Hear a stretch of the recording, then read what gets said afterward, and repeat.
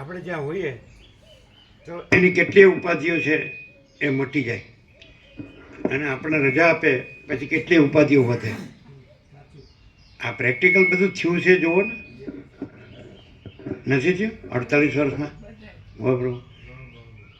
કે ભાઈ હું તો જંજાળી છું એટલે રજા આપે અડધી રાત્રે, તો આપણે અડધી રાત્રે આનંદ મંગળ, પણ એને પછી ઉપાધિની ભ્રાંતિઓ વધે.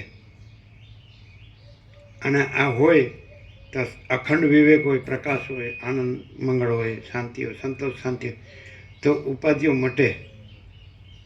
તો એને તો ઉપાધિ સાચી વસીર કે જેને અસત સત લાગે એને સત અસત લાગે, એટલે સતની સાથે સતને રજા આપે અને પછી અસતનો ભોગ બને, શિકાર બને, વધુ ને વધુ વધે અસત. ખબર પડે?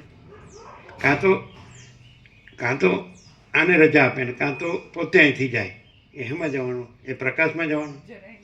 આ દેહાધ્યાસ ને એનું હું મારું ને ઘર ને પૈસો ને બસ માન ને બધું ભોગો ને વ્યવસ્થા ને, એટલે બધા કોમર્શિયલ અને હાઈલી સ્પિરિચ્યુઅલ.